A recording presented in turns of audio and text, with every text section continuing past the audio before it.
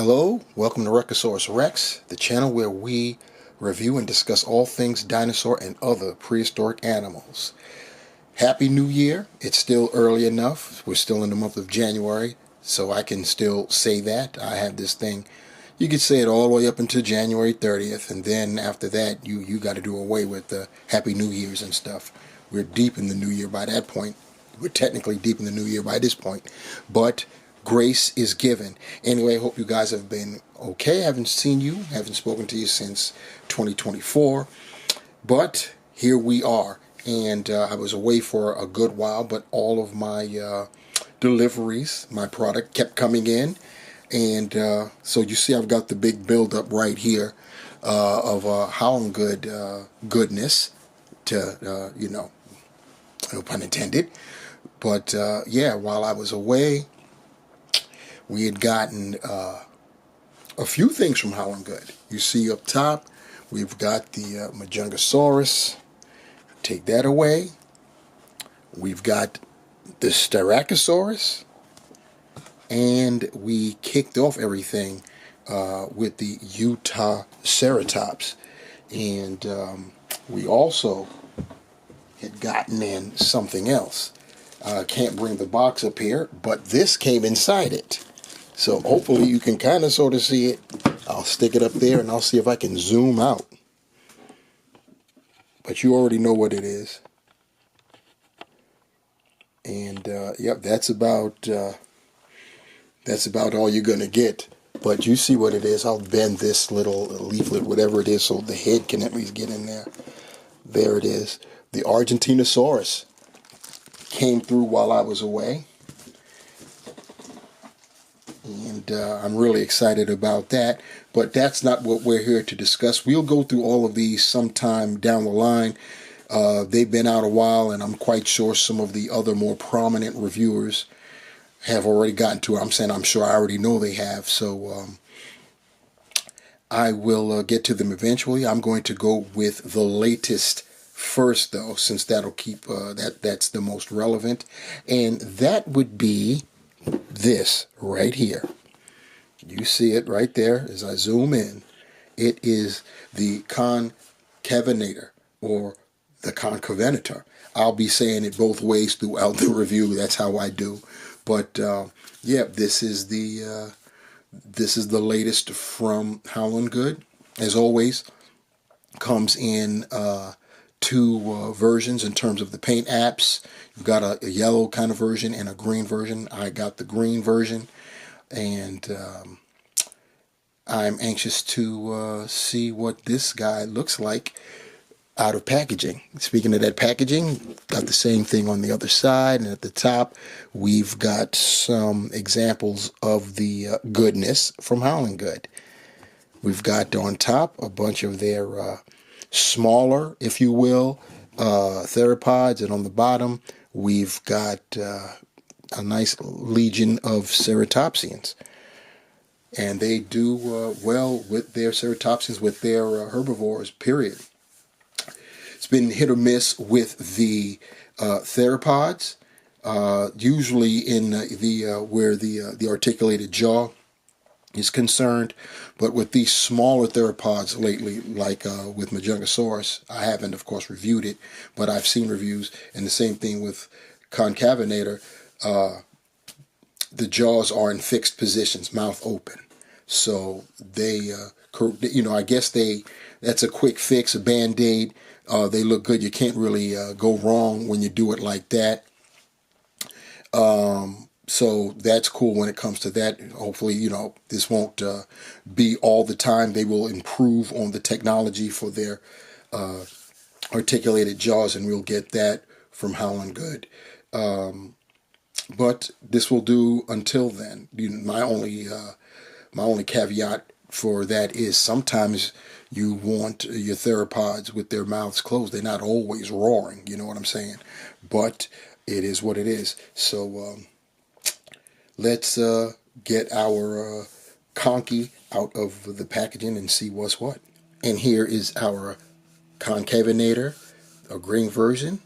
giving you a 360-degree roundabout view of it, and I am very happy that I got this color. The yellow version just seemed too unnatural to me for a predator. You know, I mean, that's just screaming, here I am, run away from me. That, at least to me, it did. This looks pretty good with the greens and the dark browns, and of course that orange on the spine there at the top, the striping going down the tail. It looks very, very nice, but we'll take a closer look at that in a moment. A little something about Concavenator. It was a part of the Carcharodontosauridae, the family. It's one of the smaller ones.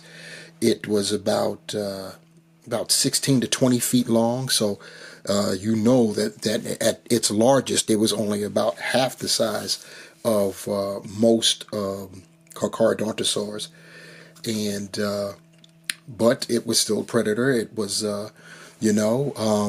in early Cretaceous, about 130 to 125 million years ago. It lived in Spain. Its claim to fame is that hump on the back. That's probably a misnomer calling it a hump. It was really two of the spinal, the bones there, back there, and it's been portrayed several different ways. That hump, sometimes it's just it's been drawn or illustrated with just like it's shrink wrapped. The skin just goes up over the two spinal bones and comes right down, so it just looks like one long type of hump. That's where I got that from. And then sometimes it's drawn where the skin is going over those two spinal bones, and the skin would just go all the way back, taper out to the tail. And sometimes it's shown like this. I think Haolonggood, with this one, they tried to hedge and go for both. You know what I'm saying? You got the hump, and but the and it tapers out, severely tapers out, not gradual like in most illustrations. And of course, they highlight it with the nice bright orange there, so it stands out. Scientists still don't know the purpose for it. It's really a mystery, and it perplexes them to this very day. But we only have one species of this dinosaur, of Concavenator. I'm going to get it mixed up because I'm going to always want to try to say it. If I'm saying it one way, I'm going to be thinking about saying it the other way, and it's going to trip me up. It already has. So prepare for it. Anyway, let's get our conky off of this base and take a closer look. First things first, let's get a measurement of our conky here.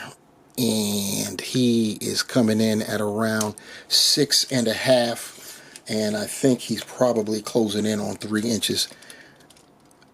3 inches high, yeah, almost. Yeah, I think I'm going to begin giving you some height measurements on occasion if I think about it. I'm only messing with you, but yeah. So at about 6.5 inches long, it's supposed to be 135 scale. I already previously stated that they were estimated to be between 16 and 20 feet.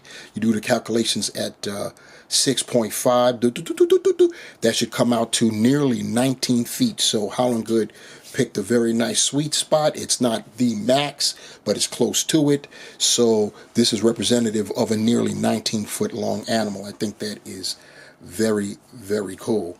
We, of course, as always, will start with the head, and we've got that nice, it's a combination. It's mostly green, but we've got some like beige, tan type of going over there. And then, of course, we've got the dark brown striping, the teeth individually painted, and they look very, very nice.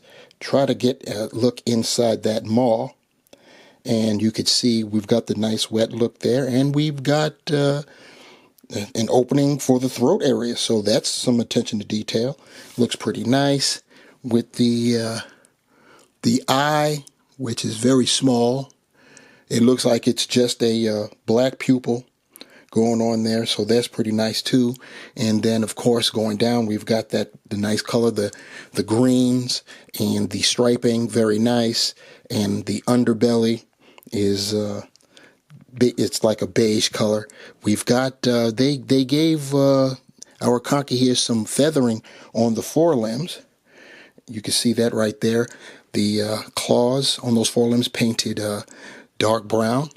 And you get to the hump, you see the orange, and this is where the two spinal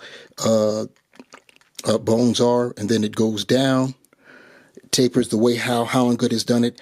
They had the skin, so like they hedge, like I said, some illustrations show that the skin comes up here and then it humps all the way down there. Some just show it where it cuts off right there. So like I said, Haolonggood, they went on and they hedged. So pretty nice with the striping going down to the feet there. You've got some scoots. We're going to get close up there because I want you guys to see this small figure, relatively small figure. The detail, the attention to detail that Haolonggood gave this is it's spectacular. We've got the nice tail tapering, and you see the stripes. It goes from green, brown, green, and then it starts to, it's like an orange, orange, like an orange tan mixture there. So that's pretty cool too. So getting a close-up of the feet, I want you to see the scoot work on down there. Some nice attention to detail that Haolonggood performed on this model. And that left limb, you can really see some nice scoot work there. I pegged that term, by the way, scoot work. But yeah, it looks very, very nice. And you could see on the body itself, very, very nice. The folds, very, very, they really they did themselves. This might be the start of something great when it comes to Haolonggood's theropods, for sure. Get an even closer look at that skull. So yeah, you can definitely tell it's a Carcharodontosaur because it definitely has that, they share the similarities in that skull design. So yeah, I'm loving this. Here's our Concavenator lined up compared with a 135 scale human, so you could see how large this guy is or was compared to a 6-foot human being. And just because he was one of the smaller Carcharodontosaurids doesn't mean he was small compared to us. That is scary still. And here we have it compared to the only other Concavenator that I have in my collection. This is from some unknown brand that I found off of AliExpress. I couldn't tell you the name of the company at all. Only thing I knew was that it was a Concavenator, and I definitely wanted one in my collection. And it stated that it was 135 scale, so I was all in for that. And you see that this one is smaller. This one is a 5.5 inches, and that calculates out to just over 16 feet. So I have one model that's at the lower end of the estimated length and one at close to the upper end. They'll make a great pair. You can also kind of see that this unnamed brand model, the difference with the hump, it comes up. It also has the flesh coming there, but that secondary elongated spinal bones, you see that it's got some skin going over that too. So definitely nice to have a pair of Concavenators. Since I don't have any neighboring dinos, primarily herbivores especially, that lived in the same region, the same time as a Concavenator, which is Spain, 130 to 125 million years ago, I figured may as well do the next best thing, or maybe even the better thing, and that is line it up with all the Carcharodontosaurids that have been put out. All, of course, almost all, by PNSO. So that's what you see here. We've got the group shot going right up the line basically in terms of sizes, you've got Meraxis, and then next up Acrocanthosaurus. Then after that, you've got Tyrannotitan. Then next up, we have got Mapusaurus. And then bringing up the rear, we have Giganotosaurus or Giganotosaurus. It gets pronounced both ways. And, yep, so that's the fleet of Carcharodontosaurids, excuse me, that we have gotten from PNSO. We also have gotten a Carcharodontosaurus itself from PNSO. However, I figured I would go with the species for which this entire subset are named. It's Carcharodontosaurus itself, and this is also the first, I believe the first or second offering from Haolonggood, basically GR Toys in collab with such. And yeah, believe this and the Spinosaurus, either the Spino was first and this was second, or they came up the same time, or the other way. However, early on, this is what we got from Haolonggood, also GR Toys at the time. And this lets you see the difference in sizes. You've got Carcharodontosaurus, which is among the largest, neck and neck there with Giganotosaurus. And now you've got Concavenator, who this model maxes out almost 20 feet as far as the representation. And you see the size difference. It is something else when you consider that it isn't just about length, because Concavenator is more or less almost half the length of Giganotosaurus, or, well, yeah, that too, but Carcharodontosaurus. And but you could, the size, it isn't just about length. You see the size, you know. And when you see the, as we showed earlier, the size of our cocky here next to a human, that is still substantial, but that just lets you know that, I mean, Carcharodontosaurus was a straight monster, you know, monster living out of Africa. But there's that comparison right there. And that about sums it up. That's our Haolonggood Concavenator, however you want to pronounce it. Both ways go. Is one. Let me say this first before I even get off into anything else. I think Haolonggood is on their way to, you know, acing theropods. They've got the market locked when it comes to their herbivores, big time. They've had big issues with their theropods, and I do believe it's because of the articulated jaws, because you know, they're herbivores. None of them have articulated jaws, and they seem to knock it out the park with them. The issues, for the most part, have always resided right there in that skull area for their theropod models. And their last few, they've just had static open-jawed theropods. I think it's unfortunate it has to be that way, because I would have loved to have been able to take some photos of Concavenator with the lower jaw closed. But this is the better look. There's no, you know, the mechanics they have to work on with those articulated jaws, and I'm sure that's what they're doing, unless they just totally gave up on that and said that we make any theropods, they're going to be static, open mouthed, and that will be unfortunate. What they could do, if that's going to be the case, and it would probably actually increase sales, is if they are going to just go with static jaws, open or closed. They almost always are doubling up on their models via the color scheme.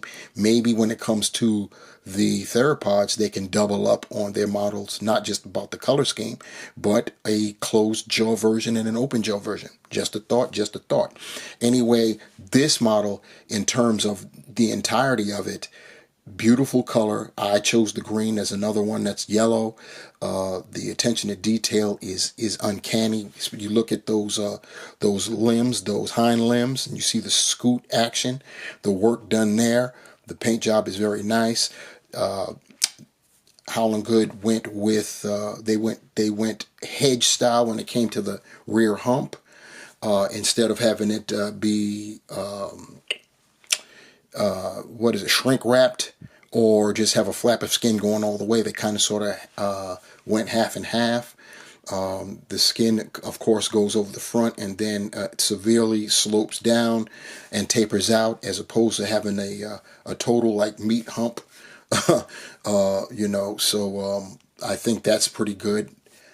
They as far as scale, they made sure that this scaled on the higher side of what its size estimate was supposed to be, being about 20 feet long. This comes in at a little over 19 feet if it when you go by the 6.5-inch length. So that's pretty good too. So I'm very happy with it. Glad to have it, and considering I have that other Concavenator that's representative on the smaller size, meaning the 16-foot size, they'll make a great pairing on my shelf. So let me know down below what you guys think about this latest offering from Haolonggood. Gonna get it? Have you gotten it? What are your thoughts on the whole jaw articulation, non-articulation thing? Let me know down there below. Also, like, share, subscribe, hit the notification bell. You all know the rules. And I will see you next time. I'm going to go ahead and review some of those, for me, latecomers. I'm the latecomer. They were already here. I was away. So I'm going to do that. And, of course, I'm going to do Argentinosaurus. I think that I'll play catch up and do Argentinosaurus, because Argentinosaurus is going to captivate and grab attention all on its own. So we'll see what's up with that. Anyway, until next time, everybody, thanks for watching and take care.